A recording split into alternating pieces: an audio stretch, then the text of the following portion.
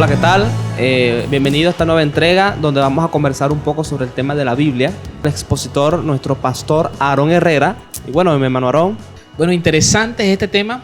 Vamos a avanzar rápidamente porque entendemos que la palabra de Dios es un tema muy amplio, pero como es el nivel 1, en la clase número 2 vamos a abarcar los temas más importantes y principales que podemos denotar acerca de las características de las escrituras, ¿no? Por lo menos debemos entender que existen dos aspectos. El aspecto literario, que es definir cómo obtuvimos estas escrituras en nuestras manos, cómo está estructurada todas estas cosas, ¿verdad? Por eso tengo aquí mi historiador, mi hermano Jesús Gascón. Entonces, debemos entender que la Biblia está estructurada de una forma explícita. Cuántos libros tiene la escritura, por lo menos la que manejamos nosotros los cristianos evangélicos, o también cristianos protestantes, como nos llamaron por ahí. Pero eso es un término muy amplio, la parte protestante. Entre ese aspecto literario tenemos la historia de la Biblia. En la historia de la Biblia vamos a hablar un poco acerca de la historia de esta Biblia, de esta traducción, cómo la tuvimos. Hermano Jesús, ¿cómo nosotros tuvimos esta? Como el mismo nombre la dice, nuestra traducción Reina Valera 1960, famosa, es la que utilizamos el protestantismo más comúnmente a lo largo de Latinoamérica. Esta traducción viene de Casiodoro de Reina y de Cipriano de Valera, que hicieron, primero fue Casiodoro de Reina, hizo una traducción, y luego Cipriano de Valera hizo una revisión de esa traducción y se canonizó pues esa traducción como una de las más comunes al día de hoy. Sin embargo, tienen varias revisiones, obviamente no hechas por ellos porque ya murieron hace algo de tiempo. Entonces, cada revisión que se hace con los años siguientes tiene un año anexo. La revisión de 1960 es la más común y la que creemos que tiene menos errores. Esta, a su vez, guarda la mayor similitud con la Biblia original o los libros originales escritos en griego. La original está escrito en griego. Bueno, el Nuevo Testamento fue escrito en su totalidad, creo, todo en griego. Creo que fue Mateo nada más el único que fue escrito en hebreo y después en griego. ¿O fue hay algunas pruebas apócrifas de que así fue, sin embargo no hay ninguna canonización especial. Por eso lo más seguro es creer ahorita que fue escrito en griego y ya. En griego. Se resumen que fue en griego ya. Bueno, entendiendo esto, entendemos también que la Biblia que tenemos, que nosotros manejamos como congregación, por lo menos nuestra congregación, es la Biblia, como habíamos dicho, de la revisión de Reina Valera de 1960, que consta de 66 libros, divididos en el Pentateuco, libros históricos, libros poéticos, libros proféticos, el Nuevo Testamento, las cartas paulinas, los evangelios, las cartas de los apóstoles, el libro de Revelación, que es Apocalipsis. Entonces esa estructura, claro, más detalladamente lo pueden revisar ustedes en sus hogares, pero consta esa estructura de esos 66 libros que son o fueron tomados en su momento como libros inspirados. Sin embargo, existe una realidad de que existen otros libros de tiempos similares que se le llamaron libros no inspirados, libros apócrifos, ¿cierto? Esos libros apócrifos no se tomaron en consideración por ciertas cosas. Me gustaría que Jesús pudiera compartir qué se denomina que fue ese apócrifo. Ok, y cada libro tiene su evaluación aparte. Yo conozco algunas evaluaciones de algunos libros, pero no de todos. Uh-huh. Entre ellos tenemos el libro de Enoc, entre ellos tenemos el Evangelio de María Magdalena, por ejemplo. Son libros que quizás fueron encontrados.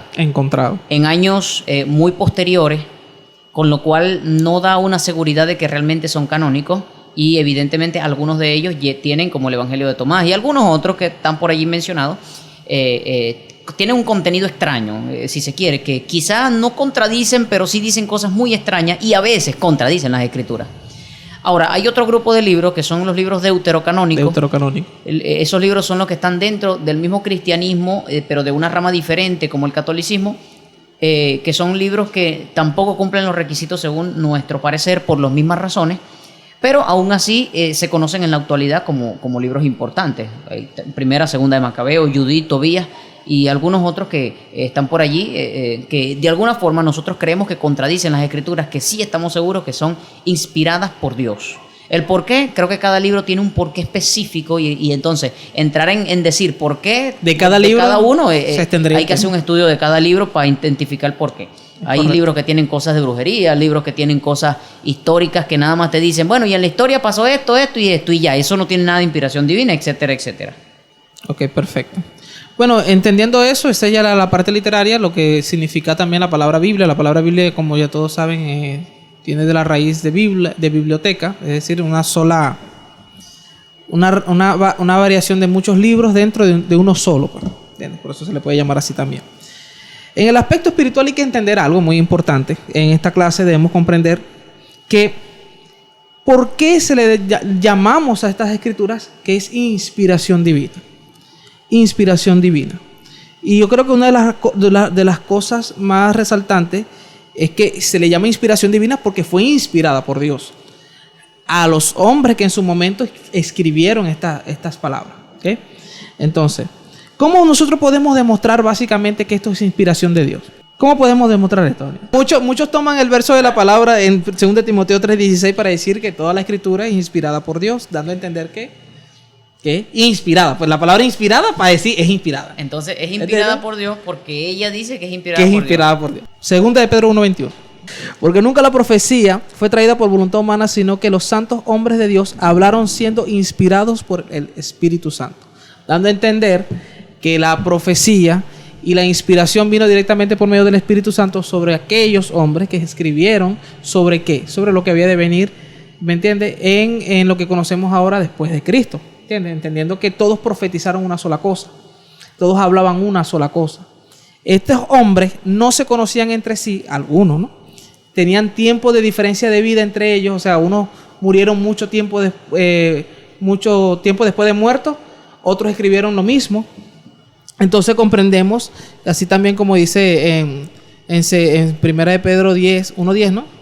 Los profetas que profetizaron de la gracia destinada a vosotros, inquirieron y diligentemente indagaron acerca de esta salvación, escudriñando hasta el 12. Qué persona y qué tiempo indicaban el Espíritu de Cristo que estaba en ellos, el cual anunciaba de antemano los sufrimientos de Cristo y las glorias que vendrían tras ellos. Entonces, notamos primero que uno de los aspectos más interesantes del cual se demuestra que es inspiración de Dios es que toda la escritura en su secuencia fue para demostrar, obviamente, el plan de Dios para salvar este mundo y que fue manifestado durante todo un tiempo prolongado hasta llegar a Cristo. ¿Me entiendes? Y todos decían lo mismo. De hecho, y todos inquirían y decían, indagaban, pero ¿quién será este? ¿Me entiendes? Que llevaría este sufrimiento, porque hablaba justamente también de los sufrimientos que iba a padecer Cristo. Entonces, para demostrarlo inmediatamente, una de las formas más fáciles de demostrar, no solamente diciendo que la escritura es inspirada, porque la misma Biblia dice que es inspiración. Exacto. También podemos decir que es inspirada porque en todo su trayecto de haber sido escrita, ¿me entiendes? No hay contradicción. No hay contradicción entre ellas, ¿me entiendes? Por eso también hablamos también de que los libros apócrifos entre ellos no se contradecían ellos mismos. Entonces, eso es denominarlo inspiración divina. Pero ahora pasamos a una siguiente parte, que yo considero que son cuatro aspectos interesantes que debemos discutir aquí, y que cuál es la importancia de escudriñar las escrituras. Porque una cosa es saber que es inspiración de Dios. Obviamente todo el mundo va a buscar tener de la inspiración de Dios, pero ¿por qué es importante escudriñar esta inspiración? Fíjate, si yo te doy una carta y te digo que esa carta me la dio un ser celestial y me dijo, dásela a Aarón, que esta es una carta que yo escribí desde el cielo, una carta que Dios te escribió a ti, y te la entrego, ¿tú la tomarías como importante? ¿La leerías? Sí. Bueno, precisamente cada persona tiene en su mano una carta que Dios le mandó, y es la Biblia. El asunto es que nadie aprecia como que si de verdad esa escritura la escribiera Dios. Porque si de verdad la gente supiera y creyera que esa escritura viene del dedo de Dios, la gente le pondría un poquito más de atención a ese libro lleno de polvo que tienen en el gavetero. O sea, ahí se puede ver que de verdad la gente no está creyendo nada. No, en realidad la gente no cree que eso es inspiración divina. O si lo creen, es algo tan superficial y están engañados ellos mismos diciendo, yo creo. No. Si de verdad creyera, lo leyera. Si de verdad tú crees que algo viene, que eso lo está escribiendo del dedo del Señor que vino para enseñarte a ti, para que tú te salves, la gente lo leyera. más. Es que justamente las escrituras, la importancia de escudriñarlas es que nos lleva a conocer a Dios. Y netamente, en un principio nos lleva a saber a qué Dios adoramos. ¿Me entiendes? ¿A qué Dios adoramos? Y ahí es algo muy interesante porque debemos comprender que en el pasado Dios se manifestó de una manera y con Cristo se manifestó, con Cristo pues de esa manera, ¿entiendes? A través de la salvación por medio de Jesucristo.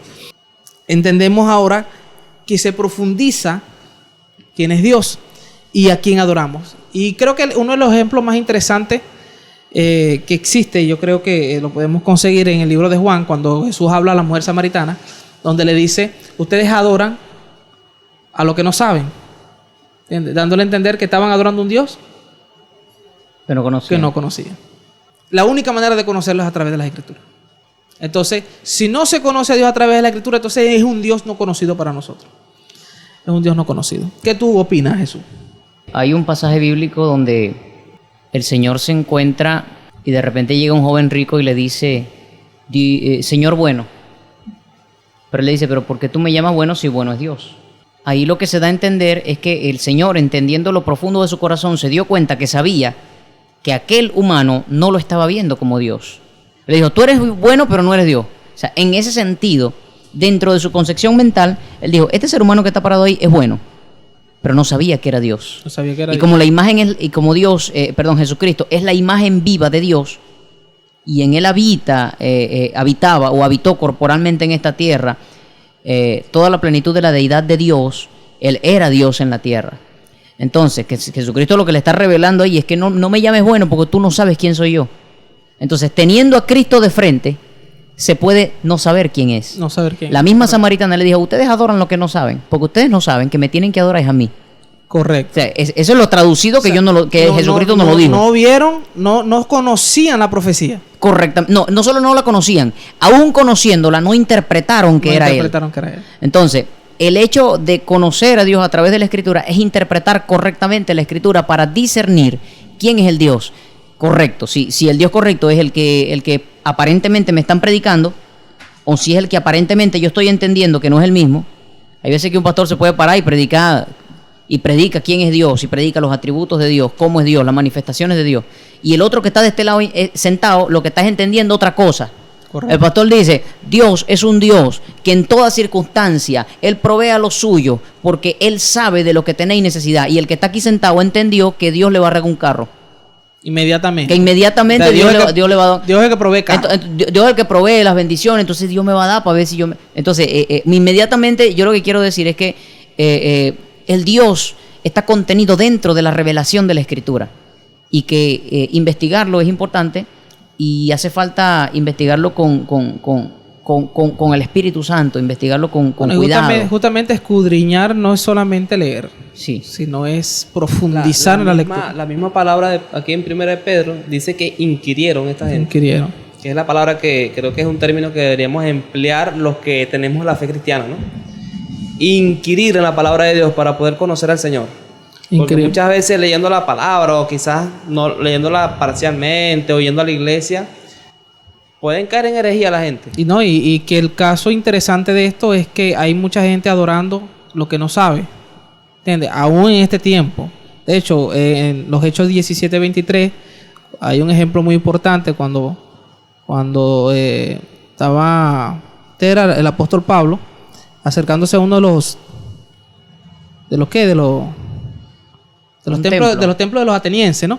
Dice, porque pasando y mirando vuestros santuarios, hallé también a un altar en el cual estaba esta inscripción: al Dios no conocido, al que vosotros adoráis. Imagínense. Entonces, adoraban a alguien que no sabían qué era. Obviamente, Pablo aprovechó la situación para decirle, ese es el que yo les había presentado hoy. Pero no dando a entender que era ese que estaba ahí, ¿no? Sino aprovechando, siendo astuto para aprovechar esta situación. Sin embargo, dando a entender un ejemplo de que hay gente adorando lo que no sabe. Y la única manera de conocer a Dios es a través de la revelación de su palabra.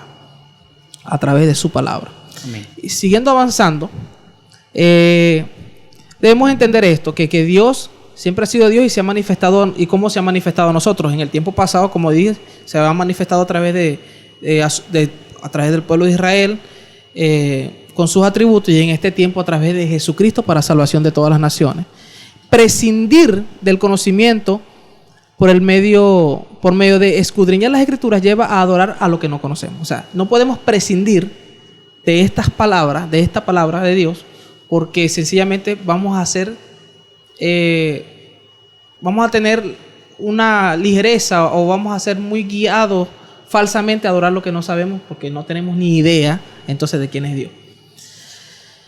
Otra de las importancias acerca de esto, escudriñar la palabra de Dios, es que ahí nos lleva a conocer el plan de salvación desde principio a fin. Entendemos que la palabra de Dios fue establecida para darnos a entender lo que pasó en el principio, justamente desde la creación, hasta lo que va a venir después, hasta la ira de Dios, para posteriormente ir a la eternidad con Dios. Entonces entendemos que todo esto es un plan establecido para salvación, que lo podemos ver claramente, el plan de salvación de Dios en Romanos 8:29, cuando dice que a estos llamó y estos predestinó. ¿No fue la broma? Vamos a leerlo, 8:29. Porque a los que antes conoció, también los predestinó para que fuesen hechos conforme a la imagen de su Hijo, para que sea el primogénito entre muchos hermanos. Y a los que predestinó, a estos también llamó, y a los que llamó, a estos también justificó, y a los que justificó, a estos también glorificó. Dando un ejemplo claramente de cómo Dios ha manifestado su salvación desde el inicio, entendiendo lo que es predestinación. Los invito a ver la primera clase para que entiendan todo lo que es el plan de salvación, que fue la primera clase de salvación. La Biblia, si no entendemos la palabra de Dios y no escudriñamos la palabra de Dios, no podemos comprender cuál fue o cómo se manifiesta o cómo debemos entender el plan de salvación de Dios para salvación nuestra, para salvación del mundo. ¿Okay? Otra de la importancia, y es la tercera, es que nos ayuda a establecer el fundamento que es Cristo en nuestras vidas. Y hablo netamente de la conducta. Entendemos que una de las cosas más interesantes que Jesús dijo en los evangelios, que está más explícito en el evangelio de Mateo, a partir del capítulo 5 en adelante, en el primer sermón que Dios levantó y dijo al comenzar su ministerio, fue el Sermón del Monte, donde explica acerca de que Él no vino a abrogar la ley, sino a cumplirla.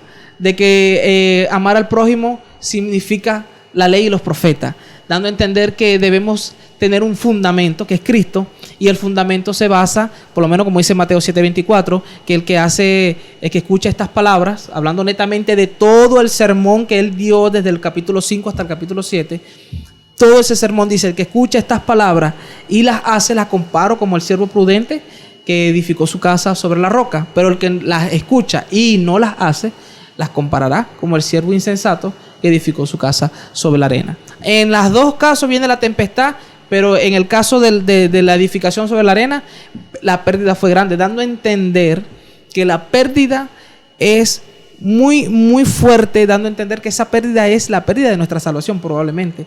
Porque justamente versos anteriores al verso 24 del capítulo 7, Jesús dice que muchos me llamarán Señor y muchos me dirán esto, y yo les diré: no los conocí. ¿Entiendes? No os conocí. Entonces hay que ser entendido. La palabra de Dios es nuestro fundamento, explícitamente conociendo el tiempo en que vivimos en una dispensación que es a través de la gracia, que es con Cristo, y que a partir de Cristo para acá debemos seguir esos parámetros establecidos en el Evangelio de Mateo, que es el fundamento de todo cristiano y que está escrito en la palabra. Es decir, si yo no escudriño la palabra, no tengo fundamento.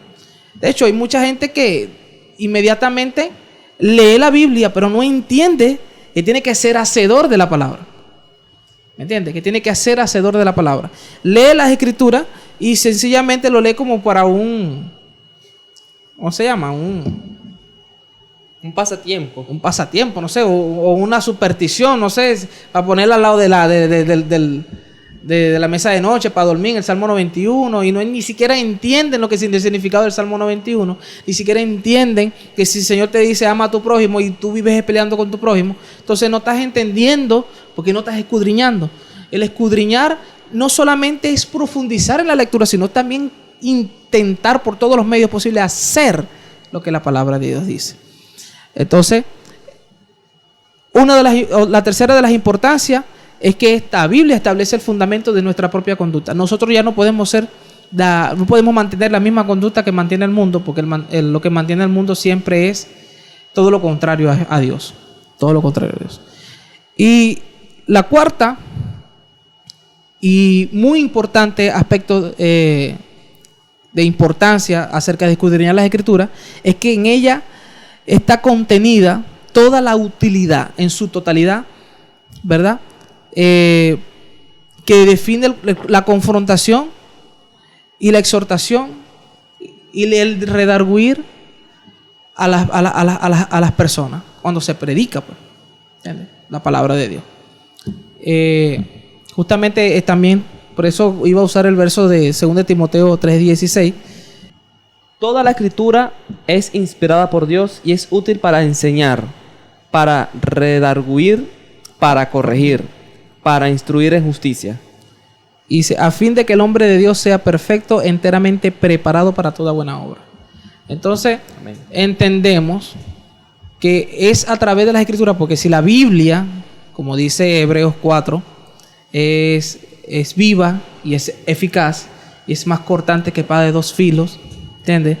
Que corta hasta penetrar el alma y hasta el tuétano, no es la broma, y y que escudriña los pensamientos del corazón de la persona. Estamos hablando netamente, no es que estas palabras por sí solas, ¿me entiendes?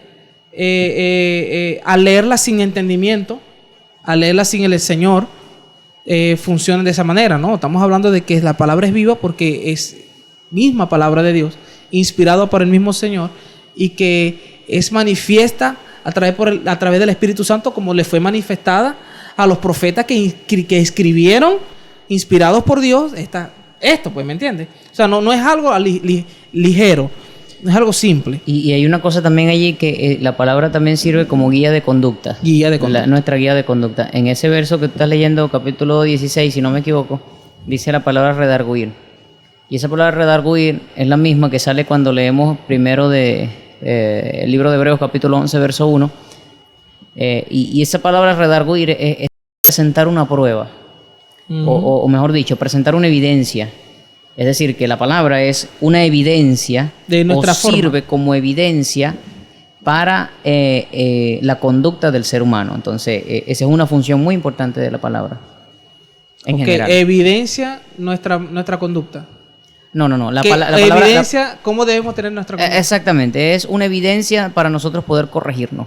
Es lo que nos muestra, es una prueba, es una constancia, es un marco referencial, es lo que quiere decir allí. Bueno, es entender también. Por eso que, bueno, la importancia de leer, de escudriñar las Escrituras, que en toda su totalidad, entonces nos lleva, primero, que podemos conocer a Dios, podemos entender a quién adoramos, saber a quién adoramos, nos lleva a conocer el plan de salvación de Dios, que si no entendemos qué es la salvación y no entendemos cuáles son los pasos en que se manifiesta la salvación, y vuelvo, los invito a ver la clase número 1, entonces no estamos entendiendo claramente lo que es la salvación. Entonces es importante por eso. También es importante porque nos ayuda a establecer nuestra conducta. O sea, la Biblia nos da un reflejo, ¿verdad?, de nuestra condición. ¿Entiendes? De cuál es nuestra condición y de cómo deberíamos estar. ¿Entiendes? Eso es lo que dice las Escrituras. Por eso debemos entender que escudriñarla para mantener una conducta íntegra delante de Dios es importante. Y por último también, que lo menos importante, es que la palabra de Dios contiene en su totalidad esa utilidad para poder exhortar. O sea, no podemos exhortar ya por nuestros propios conocimientos, sino por lo que dice la palabra. ¿Me entiendes? Porque entonces estaríamos juzgando conforme a nuestros propios preceptos, nuestros propios intereses. Entonces, el interés de Dios está por encima de nosotros. Entonces, por eso nos ayuda a exhortar. La palabra de Dios nos sirve para exhortar, nos sirve para redarguir, como había dicho Jesús ahorita, mostrar esa prueba para identificar claramente cómo estamos y cómo deberíamos estar, y para enseñar. Es decir, si queremos enseñar algo referente a Dios, hay que conocerlo. ¿Me entiendes? Pero si no lo conocemos, porque inmediatamente, como que en la primera de las importancias, si no lo conocemos, yo creo que todo lo demás no va a surgir, no va a servir. ¿Okay? Y bueno, más adelante en otra clase hablaremos de cómo podemos interpretar las Escrituras.